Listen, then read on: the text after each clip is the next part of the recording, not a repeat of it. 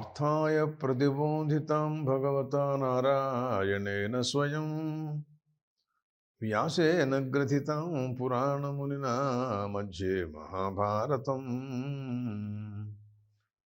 अद्वैतामृतवर्षिणीं भगवतीम् अष्टादशाध्यायिनीम् अम्ब त्वामनुसन्दधामि भगवद्गीते भवद्वेषिणीम् भीष्मद्रोणतटा जयद्रथजला गान्धारनीलोत्पला शल्यग्राहवती कृपेण वहनी कर्णेन वेलाकुला अश्वत्थाम विकर्णघोरमकरा दुर्योधनावर्तिनी सोत्तीर्णा खलु पाण्डवैः रणनदी कैवर्तके केशवे सर्वोपनिषदो गावो दोग्धा गोपालनंदन पार्थो वत्स सुधीर्भोक्ता दुग्धं गीतामृतं महतो वसुदेव सुतं देवं कंसचाणूरमर्दनं देवकी परमानंदं कृष्णं वंदे जगद्गुरुं భగవద్గీతలో కృష్ణ పరమాత్మ అర్జునునకు మోక్ష సన్యాస యోగాన్ని గురించి వివరణ ఇస్తున్నారు. దానికి ముందుగా ఈ ప్రపంచమంతా కూడాను పరమాత్మ సృష్టిలో ఉన్నటువంటిదే కదా, ప్రకృతి వశాత్తు ఏర్పడినది కాబట్టి ప్రకృతి సత్వరజస్తమో గుణాత్మిక అనే విషయం మనకి నారాయణోపనిషత్తు కంఠరవంతో చెబుతోంది. ఆ విధానంగా ఈ జగత్తులో ఏది చూచినా ప్రతిదీ కూడాను సత్వరజస్తమో గుణాలకు లోనై ఉండవలసిందే, కానీ దీన్ని అతిక్రమించినటువంటి పదార్థజాతం ఏది కూడా లోకంలో ఉండదు. సృష్టి స్థితి అలా కనపడుతోందన్నమాట. అయితే ఉన్నవాట్లలో ఈ సత్వ రజస్తమో గుణాలలో రజోగుణ తమోగుణం కంటే సత్వగుణం చాలా గొప్పది అనే విషయం మనం అంగీకరించాలి. కానీ ఆ సత్వగుణం కూడా ఒక రకంగా ప్రమాదమే. అనగా మానవుణ్ణి అత్యంత సుఖాన్ని కలగజేసి బంధించటం, ఆ సుఖబద్ధుడైపోతాడు మానవుడు. సుఖానికి అలవాటు పడినవాడు ఏమాత్రము కష్టానికి అవకాశం ఇవ్వకుండా తన సుఖం తనకి నిలిచేటట్టుగా ప్రయత్నాలు చేసుకుంటూనే ఉంటాడు. అది కూడా ఒక రకంగా బంధమే కదా. మనకి అన్ని బంధాల నుండి విముక్తి చెంది పరిపూర్ణమైనటువంటి అద్వితీయమైన ఆత్మస్వరూప సాక్షాత్కారం కోసం మనం బయలుదేరాం. ఇది అధ్యాత్మ విద్య. కేవలం మామూలుగా సుఖాలు దుఃఖాలు చెప్పడం కోసం బయలుదేరినటువంటి శాస్త్రం కాదు. అధ్యాత్మ విద్య విద్యానాం వాద ప్రవదతామహ ఉన్నారు భగవద్గీతలో పరమాత్మ. అధ్యాత్మ విద్య నా స్వరూపం అని స్వయంగా చెప్పారు. సాక్షాత్ భగవంతుని గురించి మనం మాట్లాడుతున్నటువంటి విషయాలు, కానీ ఇవేవో మిగతా ఇతర శాస్త్రాల వలె మిగతా విషయాల గురించి మాట్లాడటం దీనికి సరిదైనటువంటి విషయం కాదు. కాబట్టి ఈ సత్వరజస్తమో గుణాత్మక ప్రపంచంలో మనం పడి చిక్కుకుని ఉన్నాం. ఈ చిక్కుముడి ఊడదీసుకుని దీంట్లోంచి బయటపడి పరమాత్మకు దగ్గరికి ఎప్పుడు చేరతామా అనేటటువంటి విషయమే దీంట్లో ప్రధానంగా లక్ష్యం. అదే పరమాత్మ యొక్క ఉపదేశం కూడా. అర్జునుడు దానికోసమే ఎదురు చూస్తూనే ఉన్నాడు. తనకు కలిగినటువంటి శోకమోహాల నుండి బయటపడి స్వధర్మమైనటువంటి తన యుద్ధాన్ని మళ్ళీ తిరిగి ఎలా చేస్తాడు ఏమిటి అనే విషయంపైనే ఆలోచన, ఆ రకమైనటువంటి ప్రయత్నాల్లో ఉపదేశాలు జరుగుతున్నాయి. ఇటువంటి పరిస్థితుల్లో పరమాత్మ అన్నారు, నువ్వు ఆత్మసిద్ధిని అనగా చిత్తశుద్ధి ద్వారా పరమాత్మ స్వరూపాన్ని ఎలా పొందగలుగుతావో, దానికి కారణాలు ఎలా ఉంటే అది కుదురుతుందో ఆ విషయాన్ని గురించి మాట్లాడుతున్నానయ్యా. సిద్ధిం ప్రాప్తో యథా బ్రహ్మ తథాప్నోతి నిబోధమే సమాసేనైవ కౌంతేయ నిష్ఠాజ్ఞానస్య పరా. కౌంతేయ, సంగ్రహంగా నీకు ఈ విషయాలన్నింటినీ కూడాను అప్పుడప్పుడు చెబుతూనే వచ్చా. దాంట్లో మళ్ళీ ఇప్పుడు చివరిలో మరొకసారి గుర్తు చేస్తున్నాను. ప్రధానమైన విషయాన్ని మనం ఎన్నిసార్లైనా చెబుతూ ఉంటామండి. ఎందుకంటే అది మన మనసులో ఇది చాలా ముఖ్యాతి ముఖ్యమైనటువంటి విషయం, ఇది మర్చిపోకూడదు సుమా అనే విషయాన్ని మనం అడుగడుగునా కూడా అందరికీ బోధిస్తూ ఉండడం అనేది మన స్వభావం. అదే గీతాచార్యుడు కూడాను ఆ విషయాన్ని ఎక్కువసార్లు మాట్లాడుతున్నారు. అందువలన నీకు జ్ఞానము యొక్క పరాకాష్ఠ, పరిపూర్ణమైనటువంటి జ్ఞానం నీకు ఎట్లా లభిస్తుంది ఏమిటి అనే విషయం పైన నేను కొన్ని సూచనలన్నీ కూడా ఇస్తున్నాను, కొన్ని విషయాలన్నింటినీ బోధిస్తున్నాను, వినవలసిందిగా కోరుతున్నాను అని పరమాత్మ స్వయంగా ఇలా చెప్పారు. బుద్ధ్యా విశుద్ధయా యుక్తో ధృత్య ఆత్మానన్నియమ్య చ శబ్దాదీన్ విషయాం త్యక్త్వా రాగద్వేషౌ వ్యుదస్య చ. అర్జున, నీవు మొట్టమొదట్లో చేయవలసింది ఏంటి అంటే, నువ్వు నీ బుద్ధిని ఒక నిశ్చయాత్మకంగా పెట్టుకో. ఏమైనా పరమాత్మ స్వరూప సాక్షాత్కారానికి, పరమాత్మ చెప్పిన ప్రకారంగా మనం వినటానికి, మనం ఇదే శరణ్యం, వారు చెప్పిన దాన్నే మనం తూచ తప్పకుండా ఆచరించాలి అనేటటువంటి సిద్ధాంతంలో ఒక మనస్సుకి నిశ్చయాత్మకమైనటువంటి బుద్ధి ఏర్పడాలయ్యా నీకు. సహజంగా బుద్ధి శబ్దానికి నిర్వచనం సంస్కృత భాషలో కానీ శాస్త్రాలలో కానీ చెబుతూ ఉంటే నిశ్చయాత్మిక బుద్ధి అంటారు దాని పేరు. సంశయాత్మకం మనః అంటారు. మనస్సు ఉందనుకోండి, అది సంశయాత్మకంగా డోలాయమానంగా ఉంటూ ఉంటుంది. కాసేపు ఆలోచిస్తుంది, కాసేపు ఇటు ఆలోచిస్తుంది, కాసేపు అటు ఆలోచిస్తూ ఉంటుంది. అటువంటిప్పుడు దానికి మనస్సు అని పేరు. బుద్ధి మాత్రం అలాంటిది కాదు, ఓ నిశ్చయాత్మకంగా ఉంటుంది. ఇది ఏమైనా సరే దీంతో మనం నిర్వహించవలసి ఉంటుంది అనే అభిప్రాయంలో ఉన్నటువంటి దానికి బుద్ధి అని పేరు. అది విశుద్ధయా యుక్త అన్నారండి. అంటే విశుద్ధంగా ఉండాలి నీ బుద్ధి అని ఒక మాట మాట్లాడారు పరమాత్మ. అంటే శృతియుక్తిభి నిశ్చితార్థ, వేదాలు ఏ రకంగా, ఉపనిషత్తులన్నీ ఏ రకంగా బోధిస్తున్నాయి, బ్రహ్మసూత్రాల్లో పరమాత్మ స్వరూపాన్ని గురించినటువంటి చర్చ, చాలా విచారణ జరుగుతూ ఉంటుంది దాంట్లో. బ్రహ్మసూత్రాలంటే అది అక్కడ ఏ రకంగా పరమాత్మ స్వరూపాన్ని గురించినటువంటి ప్రబోధ ఎలా ఉంది, ఇట్లా వేదాంత గ్రంథాలలో చాలా చోట్ల ఇలాగే ఉంటుంది. అలాంటి దానిచేత నీ బుద్ధి అది సంశయం విపర్యయం లేకుండా పరిపూర్ణమైనటువంటి శక్తితో విశుద్ధంగా ఉండాలి నీ బుద్ధి అని అన్నారు.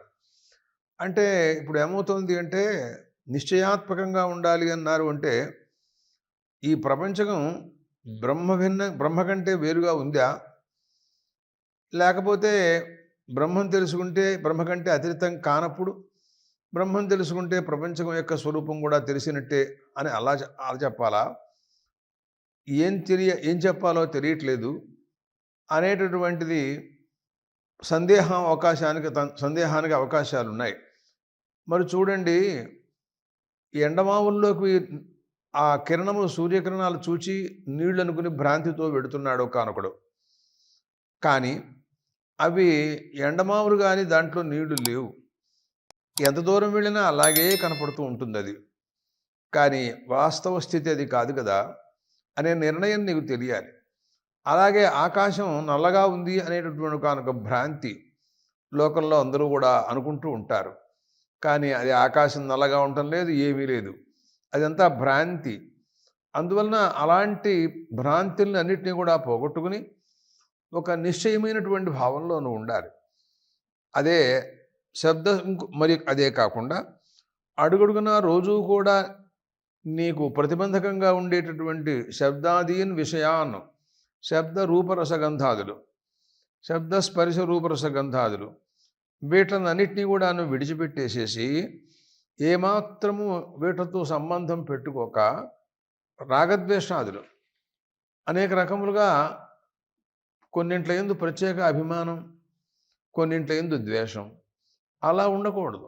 ఒకప్పుడు ఇష్టమైన పదార్థములు యందు కూడా ద్వేషం, అంటే వాటిని కూడా మనం ఎప్పుడు కూడాను అభిమానించి నాకు ఇవే కావాలి అని అలా అనటానికి లేదు.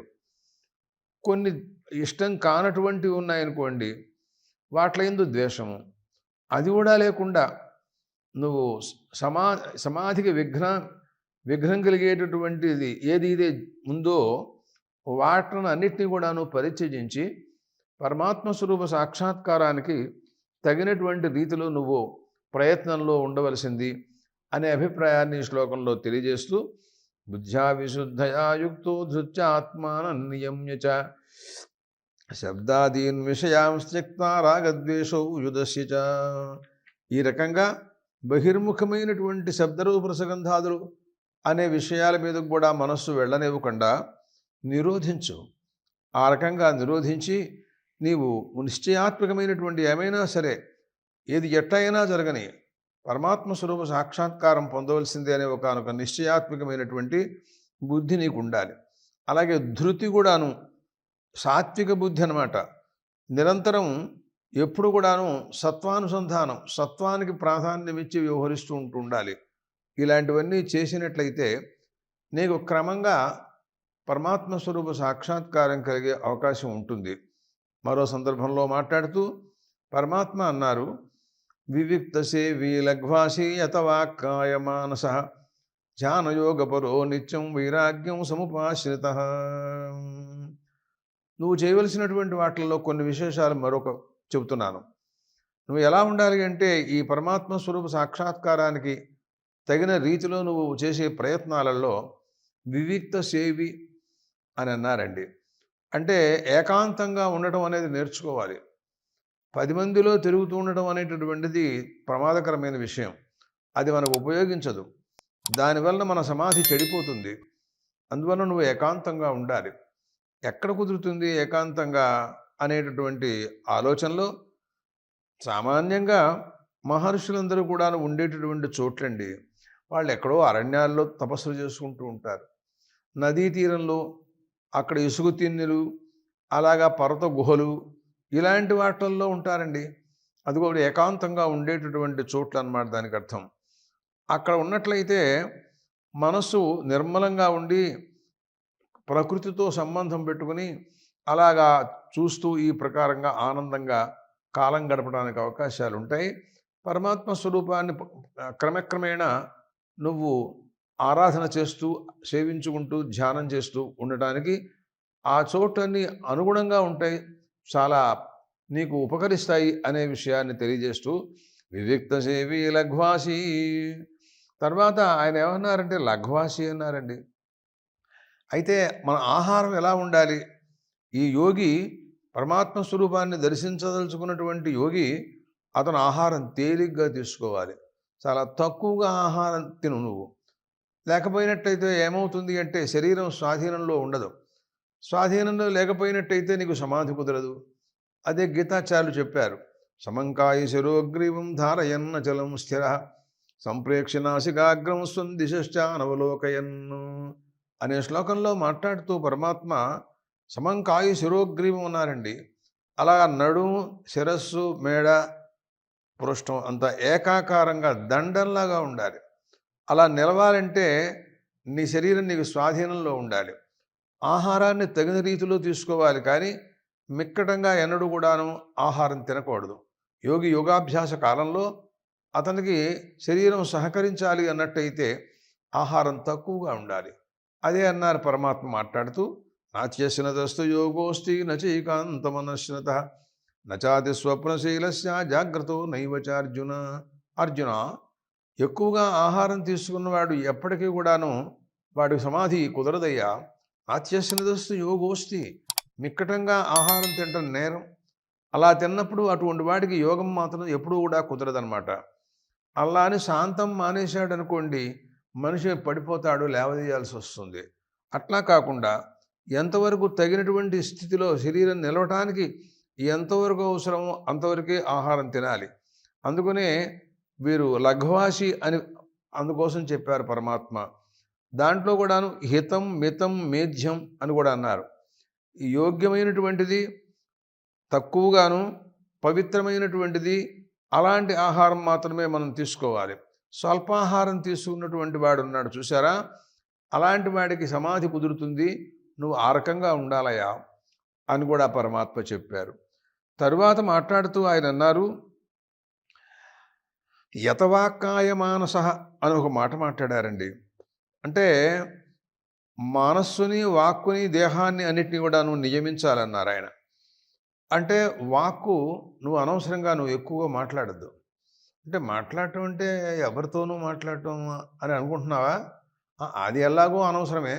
అది కూడా కాదు. వేదాంత శాస్త్ర రీత్యా మనం చెప్పుకునేది వేదాంత శాస్త్రం.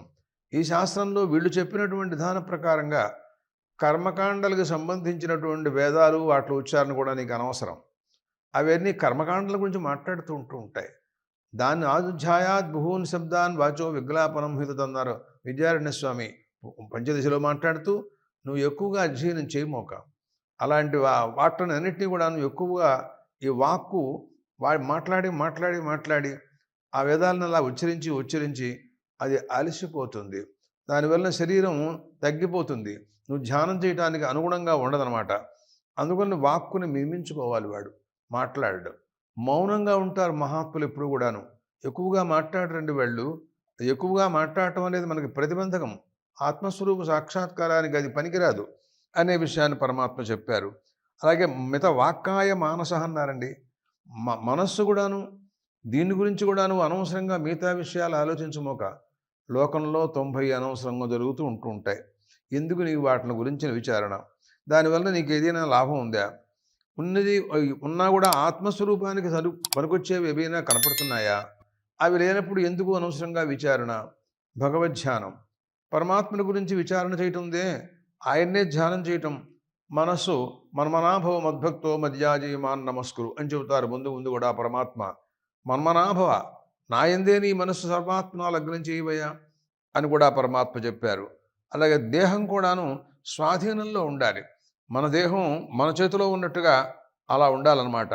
లేకపోతే దానికి మనం స్వాధీనమైనట్టయితే ఏ పని జరగదు. ప్రపంచంలో వాడు నిద్రపోతూ ఉంటాడు, కూర్చుంటే లేవలేడు, ఎవరైనా లేవదీయాలి, ఇలాంటి పరిస్థితులన్నీ వస్తాయన్నమాట.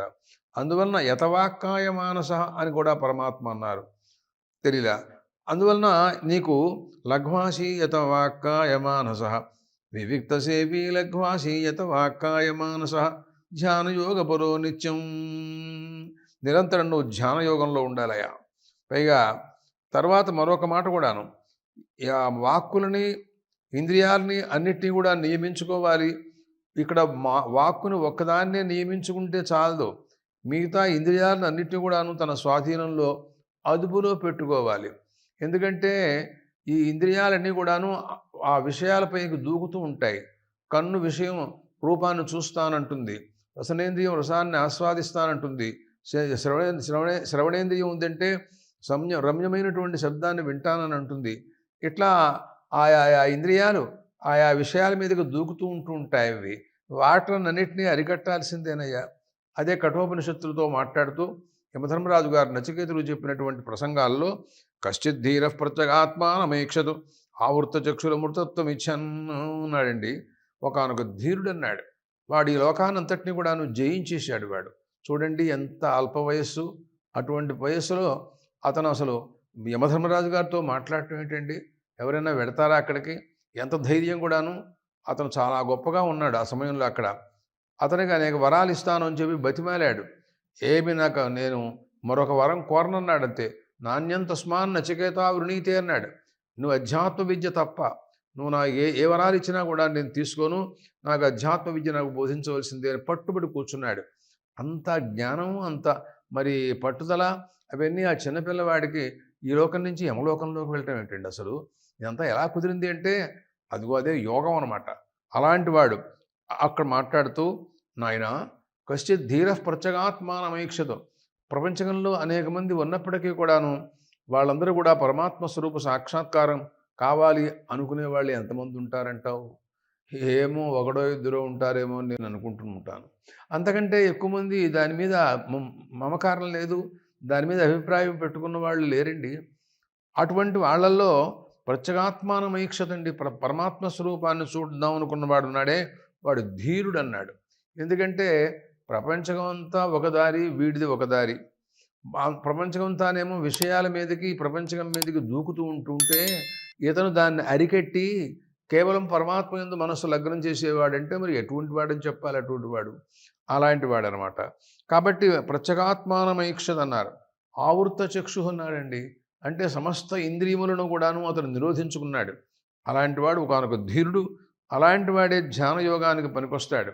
అదే పరమాత్మ చెబుతూ ఇక్కడ అంటూ అన్నారు ఆయన, ధ్యానయోగవరో నిత్యం వైరాగ్యం సముపశ్రిత. నువ్వు నిరంతరం ఆ రకంగా ధ్యానయోగంలో ఉండాలయా. తరువాత మాట్లాడుతూ వారు ఏమన్నారంటే, ఆ వైరాగ్యం సముపాశ్రిత అన్నారండి. వైరాగ్యం కూడా కావాలండి. ఎందుకనంటే ఈ ప్రపంచంలో కనపడుతున్నటువంటి పదార్థాలన్నీ కూడాను ఆపాతరమణీయంగా కనపడుతూ ఉంటాయి. చాలా గొప్పగా బాగా ఉన్నట్లుగాను ఏమిటో ఆశ్చర్యకరంగా కనపడతాయండి. ఉదాహరణకి పూలున్నాయి చూడండి, పుష్పాలు. ఆ చెట్టు మీద ఉన్నంతసేపు బావుంటాయి అవి. అవి కోసి మనం కింద పెడితే కొద్దిసేపటికల్లా వాడిపోతాయి అవి. పైనున్నప్పుడు ఆపాతరమణీయంగా కనపడుతూ ఉంటాయి. అలాగా ఈ ప్రపంచంలోని వస్తువులన్నీ కూడాను అలాంటి ఆపాతరమణీయంగా ఉండేటటువంటివే. అంటే చూడటానికి బావుంటాయి. వాటిని మనం ఉపయోగించుకుందామంటే వాడిపోతాయన్నమాట. అవి ఎంతోసేపు ఆ రకంగా ఉండవు. మళ్ళీ మరుసటి రోజు వచ్చేటప్పటికల్లా ఆ చెట్టు మీద కూడాను వాడిపోతాయి. మరో పువ్వు వస్తూ ఉంటుంది. ఈ రకంగా ప్రపంచంలో చాలా వస్తువులన్నీ ఆపాతరమణీయంగా కనపడుతూ ఉంటాయి. అందుకని మనం ఇహలోకంలో భోగాల కోసమని మనం పాకుళ్లాడుతూ కర్మానుష్ఠానాలు దానికోసం చేస్తున్నామని అనుకోండి ఒకవేళ. అలాంటివి కూడాను ఏదో ఇళ్ళు, వాకిళ్ళు, భార్యాపుత్ర, ఇల్లు వీళ్ళని కావాలి అని చాలా పాపం పాకుళ్లాడి, చాలా కష్టపడి, చాలా సంపాదించాడండి. కానీ ఎంతకాలం ఇవి శాశ్వతంగా ఉంటాయని చెబుతామండి మనం. అసలు మనం ఉంటే కదా శాశ్వతంగాను. ఆ తర్వాత ఇదంతా ఏమైపోతుంది అంటే ఏమైపోతే ఇది పోతుంది అంతే. అందువలన వీటిలన్నింటినీ శాశ్వతం అనుకుని నమ్మి వ్యవహరించడం అనేది ఉందే, అది అవివేకమే. ఎప్పటికి ఏం జరుగుతుందో మనకు తెలియదు. కాబట్టి అలాంటి వాట్ల యందు నీకు వైరాగ్యం అనేటటువంటిది అవసరం. ఎందుకనంటే ఇహలోకంలో ఉన్న పదార్థాల విషయంలో నీకు అనిత్యమైనటువంటి భావం నీకు అనుభవంలో నీకే కనపడుతోంది అది. ఎందుకని ధనం ఉంది, ధనం కోసమని చాలా కష్టపడి సంపాదించాడు. కానీ ఆ ధనం క్రమక్రమంగా తర్వాత ఏమైపోతుందో అనేటువంటి ఆలోచన దాన్ని ఎవ్వరికీ చెప్పకుండా దాచాడండి. చివరికి తనే వెళ్ళిపోయినాడు. అది ఎవరికి దొరికితే వాళ్ళకి దొరుకుతుందంతే. ఇంకా మనం అంతకంటే చేసేది ఏం లేదు దాన్ని. అట్లా వాడు వాడుకోలేదు, ఒకళ్ళకి ఇవ్వలేదు. అది అనుకోకుండా శరీరాన్ని త్యాగం చేశాడు. తర్వాత ఎవరికో దొరికింది, ఎవరో తీసుకెళ్లారు, ఎవరో ఏదో వాడుకున్నారంతే అయిపోతుంది. అట్లా మనకి అనుబంధంలో ఉండేటటువంటివి అన్నీ కూడా ఇలాంటివేనండి. కానీ బాగా ఆలోచించినట్లయితే వీట్ల యొక్క స్వరూపాలన్నీ కూడాను అనిత్యములుగానే కనపడుతున్నాయి కానీ ఇవి శాశ్వతంగా కనపడటం లేదు. అంత అనిత్యంగా ఉన్న వాట్ల పట్ల నీకెందుకు ఇంత అభిమానం? అది నీకు పరమాత్మ స్వరూప సాక్షాత్కారానికి ఇవన్నీ ప్రతిబంధకంగా కనపడుతున్నాయి కానీ నీకు అనుకూలించేవి ఏవీ కనపడటం లేదు కదా. అటువంటప్పుడు వాట్ల పట్ల నువ్వు వైరాగ్యాన్ని స్వీకరించడం చాలా మంచిది. అటువంటి వైరాగ్యం ఉండాలండి. అదే ఓ ప్రసంగంలో చెప్పారు పరమాత్మ, మనోనిరోధం చెయ్యి నువ్వు అని చెప్పారు అర్జునుడితో. పాపం ఆయన అలాగే ప్రయత్నాలు చేశాడండి. కానీ మనోనిరోధం జరగలేదు. అప్పుడు చెప్పాడు తర్వాత పరమాత్మ, నువ్వు చెప్పావు, నేను ప్రయత్నం చేశాను కానీ నాకు సాధ్యం కాలేదయ్యా. చంచలం హి మనఃకృష్ణ ప్రమాది బలవదృఢం తస్యాహం నిగ్రహం మన్యే వాయోరి వసు దుష్కరం అని అన్నారు ఆయన. మహా చంచలమైనటువంటిదండి ఆ మనస్సు. దాన్ని అరికట్టాలని ఎంతో నేను ఆలోచించానయ్యా. వాయువునన్నా స్వాధీనపరచుకోవడం అవుతుందేమో కానీ మనస్సుని మాత్రం స్వాధీనపరచుకోవడం కారణం కష్టమయ్యా అని చెప్పాడు ఆయన. తర్వాత మాట్లాడుతూ పరమాత్మ అన్నారు, అర్జున అభ్యాసేన తు కౌంతేయ వైరాగ్యేణ జగృహ్యతే. నువ్వు అభ్యాసం చేస్తే కుదురుతుందయ్యా. ఇవాళకి ఇవాళ అమాంతంగా హఠాత్తుగా నీకు అన్నీ సిద్ధించాలి అంటే ఎలా సిద్ధిస్తాయ్యా? అలాగా వైరాగ్యం కూడా ఉండాలి. విషయాల యందు వైరాగ్యం ఉంటే కానీ నీ మనస్సు ఏకాగ్రంగా నిలవదయ్యా. లేకపోతే వాట్ల మీదకే దూకుతూ ఉంటుంది. అందువలన వైరాగ్యం అనేది చాలా అవసరం. ఒకవేళ ఇహలోక భోగాల్లో వైరాగ్యం మనకు లభించినా స్వర్గాది లోకాలంటే ప్రతి వాళ్ళకి ఆశ కదండి. అక్కడ ఏదో చాలా బ్రహ్మాండమైన భోగాలు ఉంటాయని దానికోసం యజ్ఞములు, దానములు, తపస్సులు, వేదాధ్యయనాలు ఇవన్నీ చేసి వాళ్ళు స్వర్గలోకాన్ని వాళ్ళు సాధించాలని ప్రయత్నాలు చేసుకుంటూ ఉంటారు. కానీ క్షీణే పుణ్యే మర్త్యలోకం విశంతి అని చెప్పింది. మళ్ళీ ఎప్పుడైతే నీకు ఆ టైం అయిపోతుందో వెంటనే అక్కడి నుంచి దింపేస్తారు. మళ్ళీ భూలోకంలో మళ్ళీ జన్మ, మళ్ళీ గొడవ, మళ్ళీ మామూలే అంతా. కాబట్టి వీటన్నిటినీ విడిచిపెట్టేయటం, వైరాగ్యం పొందడం చాలా నీకు అత్యవసరమై ఉందయ్యా. అహంకారం, బలం, దర్పం, కామక్రోధం, పరిగ్రహం విముచ్య నిర్మమశాంతః బ్రహ్మభూయాయ కల్పతే. ఏమోయ్ పార్థ, అహంకారం, దేహేంద్రియాదుల యందు అహంబుద్ధి అండి. ఎవర్రా అంటే నేను అంటూ ఇలా శరీరాన్ని చూపిస్తూ ఉంటాడు. ఈ దేహేంద్రియ సంఘాతం వాడుట. అలాగా వాడికి బలం ఉందనుకోండి, సామర్థ్యం అన్నమాట. కామరాగాదియుక్త సామర్థ్యం, అనేక పనులు చేయగలను నేను అని అంటూ చాలా విర్రవీగుతూ ఉంటాడు. అలాంటి సామర్థ్యం. దర్పం అండి, అది కృతార్థుణ్ణి అనేటటువంటి ఒకానొక భావం కూడాను. ఇలాంటివన్నీ కూడాను ఏవైతే ఉన్నాయో, ప్రాప్తించినటువంటి పదార్థముల యందు అతనికి కోరిక, ఇవి అనుభవించాలనేటువంటి కోరిక, కామం. అవి జరగకపోతే ఆ పైన అతనికి క్రోధం. తర్వాత అలాగే మరి పరిగ్రహం, శరీర రక్షణం కోసమని, ఏదైనా దేహం సంరక్షణ కోసమని ఆహార పదార్థాలు, వస్త్రం, ఇల్లు, వాకిలి మొదలైనవన్నీ ఇవన్నీ కూడా పోగు చేస్తున్నాడు. క్రమక్రమంగా పెరుగుతోంది కథ అంతా కూడాను. అట్లా అవి పరిగ్రహం అంటారు. వీటినన్నిటినీ నువ్వు విడిచిపెట్టినట్టయితే నిర్మమ అన్నాడండి. వీట్ల యందు ఏ రకమైనటువంటి మమకారం కానీ, అహం కానీ, నావి అనేటటువంటి భావం కానీ నువ్వు పెట్టుకోకూడదయ్యా. నువ్వు కేవలం పరమహంస పరివ్రాజకుడుగా ఉండాలి.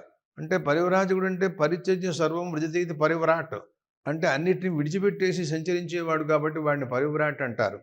ఆ పరమహంస అంటే హంసల్లాగా, హంస ఏం చేస్తుందంటే నీరు పాలు రెండింటినీ కలిపి దాని ముక్కు దగ్గర పెడితే వేరు చేస్తుంది. పాలకు పాలు, నీటికి నీరు. అలా వీళ్ళు కూడా పరమహంసలైనటువంటి మహాత్ములు ఉన్నారే, అలాంటి వారు ఈ జగత్తుల్లో అనాత్మ పదార్థం ఏమిటి, ఆత్మ పదార్థం ఏమిటి అని వీటినన్నింటినీ వివరణ చేసి వారున్నింటినీ తెలుసుకోగలిగిన సామర్థ్యం కల వాళ్ళే పరమహంసలు అంటేను. అలాగా వాళ్ళు పరివ్రాట్టులు, అన్నిటినీ పరిత్యజించి సంచరిస్తూ ఉంటారు కాబట్టి వాళ్ళని పరివ్రాట్ అని పేరెట్టారు. అలాంటి భావాలతో నువ్వు ఉండాలయా అని పరమాత్మ ఉపదేశం చేస్తున్నారు. అహంకారం బలం దర్పం కామం క్రోధం పరిగ్రహం విముచ్య నిర్మమశాంతః బ్రహ్మభూయాయ కల్పతే. శాంతుడివిగా ఉండు, కంగారు పడద్దు, ఏమీ భయం లేదు, పరమాత్మానుగ్రహం నీకు కలుగుతుంది. ఈ ధర్మాలు, ఈ 3 శ్లోకాల్లో ప్రత్యేకంగా పరమాత్మ చెప్పినటువంటి ధర్మాలు, వీటినన్నిటినీ అవలంబించినచో తప్పకుండా నువ్వు కృతార్థుడవుతావు. బుద్ధ్యా విశుద్ధయా యుక్తో ధృత్యా ఆత్మానం నియమ్యచ అనేటటువంటి శ్లోకంలోను, మరియు అంతకంటే వివిక్త సేవీ లఘ్వాసీయత వాక్కాయ మానస ధ్యానయోగవరో నిత్యం వైరాగ్యం సముపాశ్రిత అనే శ్లోకంలోను, అలాగా అహంకారం బలం దర్పం కామం క్రోధం పరిగ్రహం విముచ్య నిర్మమశాంతః బ్రహ్మభూయాయ కల్పతే. ఇలాంటి వాడు బ్రహ్మాత్మనాథ అనుసంధానం చేస్తూ బ్రహ్మభూతుడైపోతాడు, సందేహం లేదు. అలాంటి జ్ఞాన నిష్ఠ నీవు కావాలి అని క్రమక్రమంగా అటువంటి జ్ఞాననిష్ట కలగటానికి ఏ మార్గాలు, ఏ సాధనాలు ఉన్నాయో వాటినన్నిటినీ కూడాను పరమాత్మ అర్జునుడికి ఈ రకంగా ఉపదేశం చేస్తూ, ఇంకా బ్రహ్మాత్మనా స్థితి కలిగిన వాడు ఎలా ఉంటాడు, ఏమిటి అనే విషయాన్ని గురించి మాట్లాడతారు.